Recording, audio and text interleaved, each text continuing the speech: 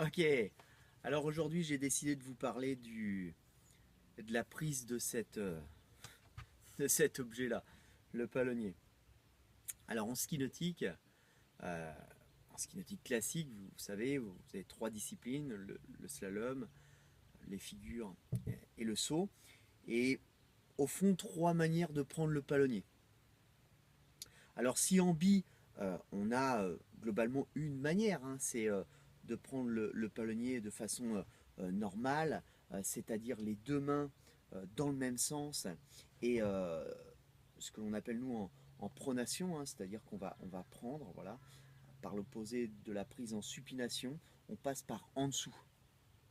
Donc là en bi, on n'a pas besoin d'inverser les mains, on garde les deux mains en pronation. Parce que normalement en bi, vous n'avez pas de lâcher de main. Vous allez évoluer, hein, on a vu sur les autres vidéos, avec le palonnier toujours dans la prise des deux mains. En slalom, et en monoski en particulier, hein, maintenant que vous avez un certain niveau, il va falloir prendre le palonnier avec une prise que l'on appelle, nous, dite inversée. Alors, au niveau des mains, évidemment. On inverse les mains, on va avoir une main en pronation et une main en supination. Alors on va avoir la main droite en supination ou la main gauche en supination et vice versa. Euh, on va parler plutôt de main en haut ou de main en bas. C'est un peu plus simple de compréhension. Donc on prend cet exemple par exemple de la main droite, on va la mettre en haut et la main gauche en bas. Alors on peut faire l'inverse aussi. La manière l'une ou l'autre va être déterminée éventuellement euh, par son pied avant. Prendre son palonnier à l'envers, on appelle ça prendre à l'envers, par rapport à son pied avant, n'est pas forcément problématique dans l'évolution. C'est pas quelque chose de déterminant.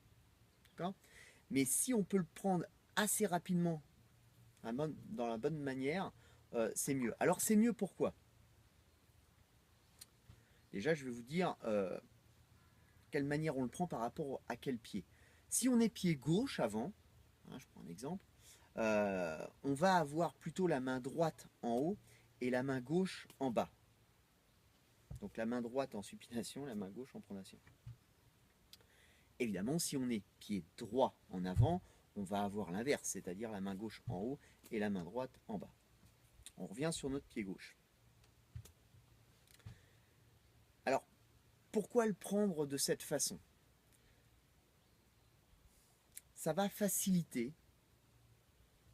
à un moment donné, et en l'occurrence sur le virage fermé et sur la traversée fermée, une meilleure stabilité et éventuellement aider à une certaine cohésion du corps dans la traversée, une certaine stabilité du corps dans la traversée. Alors je m'explique. Lorsque l'on va arriver sur notre virage à gauche, on est toujours pour l'exemple d'un pied gauche. Donc notre virage à gauche, c'est le fameux virage dit fermé. Hein, fermé, pourquoi? Parce qu'on a les hanches qui sont à l'intérieur du virage, les genoux à l'intérieur du virage, qui ont tendance à aller vers l'intérieur du virage. Donc on va arriver dans le moment où on change de quart, hein, vous savez, juste après les vagues, où on va avoir notre palonnier qui va se placer un peu naturellement à plat. Donc on va accompagner notre ouverture, notre projection, hein, tout ce qu'on a détaillé un petit peu sur les autres vidéos. On va faire notre ouverture, donc le palonnier va avoir tendance à être vers le bas. Hein, là je commence à ouvrir, je commence à m'écarter, et le palonnier se situe vers le bas.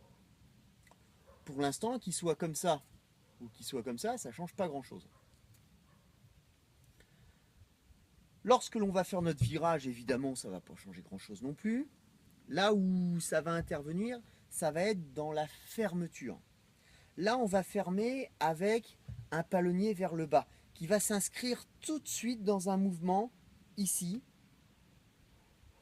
Alors évidemment, pas au niveau de la hanche, hein, on ne va pas tirer sur le palonnier pour ramener le palonnier vers la hanche. Mais vous voyez, ce mouvement, il s'inscrit tout de suite en fermeture relativement stable. Tac, ça s'inscrit un peu naturellement. Avec un palonnier vers le haut, on va avoir un mouvement parasite qui va nous obliger à aller le chercher, non plus là, mais aller le chercher en haut. Et sur un virage fermé, on aura tendance à plonger quand même un petit peu l'épaule vers l'intérieur du virage. Bien sûr, on peut ne pas le faire. Tac. Mais on peut aussi le faire. Donc c'est ce qu'on disait tout à l'heure, ça ne change pas radicalement la technique, mais ça va aider. On va aider un petit peu la fermeture avec cette façon de prendre le palonnier. Donc on va se retrouver dans la traversée dite fermée, où là, on va avoir le palonnier dans cette manière-là. D'accord ? Le truc, c'est qu'on part sur une traversée fermée, donc de gauche vers la droite.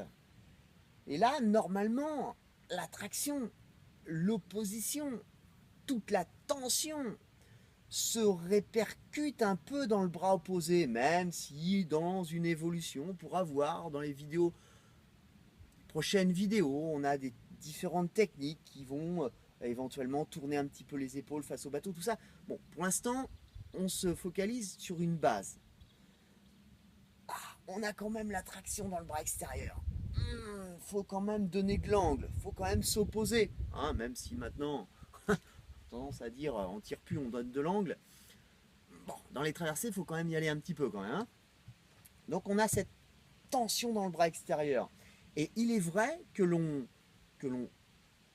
s'oppose plus puissamment avec un bras qui prend quelque chose qu'un bras qui tire quelque chose. D'accord ? Parce que là on fait marcher le biceps et là on fait marcher le triceps, même si on a potentiellement les bras tendus. Donc c'est quand même plus simple de s'opposer avec un bras qui va partir en supination par dessous qu'un bras qui sera là en pronation. Et donc un des derniers éléments de la position de ce bras et de cette main sur le palonnier, donc toujours dans cette traversée fermée, c'est le fait d'avoir les épaules légèrement ouvertes. C'est-à-dire que vous comprenez bien que si c'est ce bras-là qui s'oppose puissamment, il va avoir tendance naturellement à me placer un petit peu avec les épaules qui vont s'ouvrir naturellement sur cette traversée. Ce qui est un peu moins le cas si j'avais effectivement la main dans l'autre sens, où là j'aurais tendance plutôt à avoir une instabilité sur cette traversée-là, parce que j'aurais les épaules en fait qui auraient tendance un petit peu à partir devant. C'est pas fulgurant, évidemment, mais c'est des petits détails, ce sont des petits détails qui peuvent à un moment donné faire la différence dans l'apprentissage des positions et des sensations. Donc voilà un petit peu les explications. Et puis après, la dernière discipline, donc le saut, là on va prendre toujours le palonnier avec la main gauche en haut et la main droite en bas. Un peu dans le même principe, mais là on aura toujours la direction du tremplin qui ira toujours vers la gauche, puisque le tremplin se trouve à gauche de l'axe, évidemment. Donc on aura cette position, hein, toujours main gauche en haut, main droite en bas. Et on retrouve la main qui s'oppose en supination, hein, voilà, comme dans la traversée fermée, pour un pied gauche. Hein, puisqu'on a détaillé le pied droit, ce sera l'inverse. Le pied droit, on retrouve la même position qu'en saut. Lui, l'avantage du pied droit avant sur son ski de slalom n'aura pas à changer sa position de main dans les deux disciplines que sont le slalom et le saut. Dernière position, on prend en figure. En figure, on prend toujours les deux mains dans ce sens-là, puisque lorsque l'on va exécuter une figure, le palonnier va tourner autour d'un axe, c'est-à-dire que lorsque je vais exécuter par exemple tout simplement un 180, vous voyez, je suis en avant, je vais me retrouver en marche arrière, 180 degrés, et bien le palonnier a tendance à tourner pour se retrouver dans le dos de cette manière. Et on finit notre rotation dans la même situation, c'est-à-dire que lorsque l'on fait une rotation au niveau du corps, le palonnier lui aussi fait une rotation autour de son axe pour faciliter la reprise en main. Hein, d'accord ? Voilà un petit peu les explications de la prise du palonnier. C'est un peu plus technique en slalom évidemment que dans les autres disciplines, le saut et les figures. Voilà, bon courage.